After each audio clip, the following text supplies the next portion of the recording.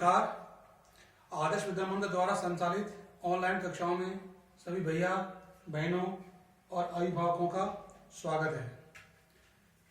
कि आज हम कक्षा 9वीं विषय विज्ञान पाठ 5 का नाम है जीवन की मौलिक इकाई का पाठ नंबर फर्स्ट, दिनांक 29 अक्टूबर 2020। तो नए पाठ्यक्रम के अनुसार 5वें पाठ में से बहुत कुछ आपके कोर्स में से, सिलेबस में से हटा दिया गया है। तो सबसे पहले है कि सजीव किसके बने होते हैं। ये हमारे सिलेबस का ही एक पार्ट है। जैसे कि आप जानते हैं कि सजीव कोशिकाओं से मिलकर बने होते हैं। कोई भी सजीव है वो कोशिकाओं से मिलकर बने होते हैं। सजीव किसके बने होते हैं? कोशिकाओं से मिलकर। अब देखिए, हम एक विभिन्न आकार वाली प्याज की झिल्लियां यानी प्याज की झिल्ली लेते हैं और उनकी अस्थायी स्लाइड बनाते हैं और स्लाइड बनाकर उसको सूक्ष्मदर्शी के नीचे हम रखकर देखते हैं। तो हमको उसमें विभिन्न प्रकार के छोटे छोटे खाने, कोष्ठक, मधुमक्खी के छत्ते के समान कोष्ठक हमको दिखाई देते हैं। तो उनको क्या कहते हैं? कोशिका कहते हैं। क्या कहते हैं? कोष। क्या कहते हैं? कोष। और बहुत सारे होते हैं, ऐसा ही स्लाइड बनाते हैं, हमें एक समान संरचनाएं दिखाई देती हैं। ये सभी संरचनाएं एक जैसी हमको दिखाई देती हैं और ये सभी संरचनाएं मिलकर एक बड़ी संरचना का निर्माण करती हैं, जिसे हम क्या कहते हैं? कोशिका। जैसे प्याज की बात करते हैं तो क्या कहलाता है? शल्ककंद कहलाता है। प्याज को वैज्ञानिक भाषा में क्या कहते हैं? शल्ककंद। ठीक है, क्या कहते हैं? शल्ककंद। तो हम यानी प्याज की झिल्ली की अस्थायी स्लाइड बनाते हैं तो हमको उसमें विभिन्न प्रकार की संरचनाएं एक समान दिखती हैं, अलग अलग खाने दिखाई देते हैं। तो वो क्या कहलाते हैं? बड़ी संरचना शल्ककंद का निर्माण करते हैं। इसका उदाहरण है प्याज।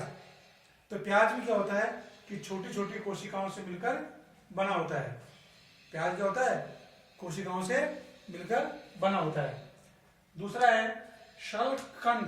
प्याज की मूलभूत इकाई क्या है? जिसे हम कोशिका कहते हैं। यानी प्याज की मूलभूत इकाई क्या है? कोशिका। जैसे हम जीव की मूलभूत इकाई क्या है? कोशिका। उसी प्रकार प्याज की भी क्या है? मूलभूत इकाई कोशिका ही होती है।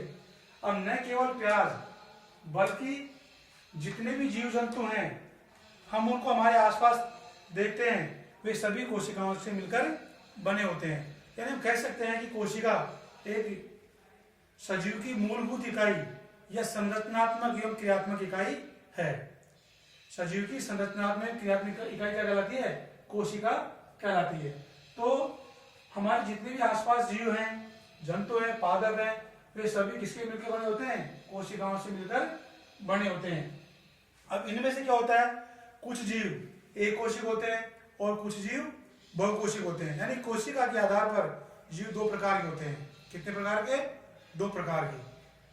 पहला है एक कोशिकीय जीव और दूसरा है बहुकोशिकीय जीव। जैसे कि नाम से स्पष्ट है, यानी वे जीव जिनका शरीर केवल एक ही कोशिका से, किससे? केवल एक ही कोशिका से बना होता है, उसके सारे कार्य एक कोशिका द्वारा ही संपन्न होते हैं, वो कहलाती है एक कोशिकीय जीव। जैसे हम लेते उदाहरण, अमीबा है, पैरामीशियम है, क्लेमाइडोमोनास है, ये पादप का नाम है, शैवाल एक प्रकार का पादप ही है। और ये क्या है? जंतु है, जीव है। तो अमीबा एक कोशिकीय जीव है क्योंकि अमीबा के अंदर एक कोशिका ही सारा कार्य संपन्न करती है। भोजन को पचाना भी है, उत्सर्जन भी है और उसका पाचन भी करना है, ग्रहण भी करना है, सारा काम एक कोशिका। गति भी है तो एक कूट पादों के द्वारा इसकी गति होती है। तो एक कोशिका ही इसका सारा कार्य पूरे करती है। इसलिए इसकी आकृति क्या होती है? अनियमित आकार की होती है। अमीबा में पैर जब गति करता है तो अमीबा के पैर बढ़ते और बिगड़ते रहते हैं। ये कूट पादों की सहायता से गति करता है। तो ये एक कोशिकीय उदाहरण है, अमीबा, पैरामीशियम, क्लेमाइडोमोनास आदि। इसी प्रकार बहुकोशिकीय जीव है। वे जीव जिनका शरीर दो या दो से अधिक कोशिकाओं से मिलकर बना होता है वो बहुकोशिकीय जीव कहलाते हैं। जैसे कवक है, फंजाई या पादप और जंतु भी क्या है, ये बहुकोशिकीय जीव हैं। कोई भी हमारे आसपास जितने हम जंतु दिखाई देते हैं सारे क्या कहलाते हैं, बहुकोशिकीय जीव कहलाते हैं।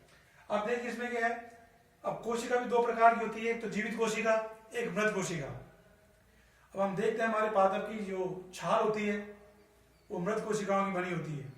किसकी बनी होती है, मृत कोशिकाओं की।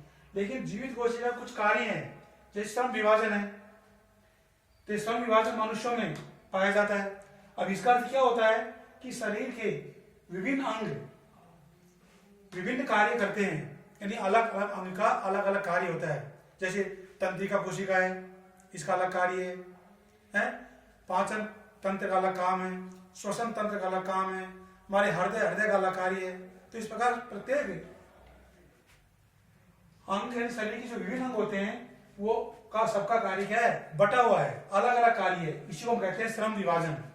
जैसे मनुष्य के शरीर में हृदय क्या करता है, रुधिर को पंप करता है, यानी रुधिर को हृदय पंप करके शरीर के विभिन्न भागों में पहुंचाता है, तो इसका कार्य हो गया।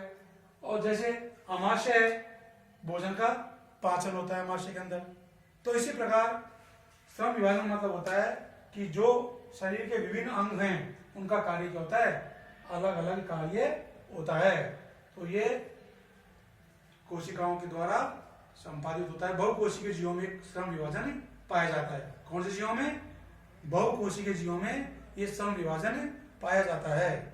ठीक है, तो ये इसका स्क्रीनशॉट ले लीजिए, आपको ये उतारना है और गृह कार्य में आपको काम करना है। अब इसके बाद में जो हमारा आएगा अगला टॉपिक है, इसमें वो आपको अगले वीडियो में बताएंगे। इसमें दो टॉपिक है इस पार्ट के अंतर्गत। आपके सिलेबस में कितने टॉपिक हैं, दो टॉपिक हैं। एक तो ये है कि सजीव किसके बने होते हैं, सजीव कोशिकाओं बने होते हैं, कोशिका किसे कहते हैं, कितने प्रकार की होती है, और ये में जो जीवित कोशिकाएं होती हैं उनमें क्या पाया जाता है, कौन सा विभाजन पाया जाता है, यानी श्रम विभाजन इनमें पाया जाता है।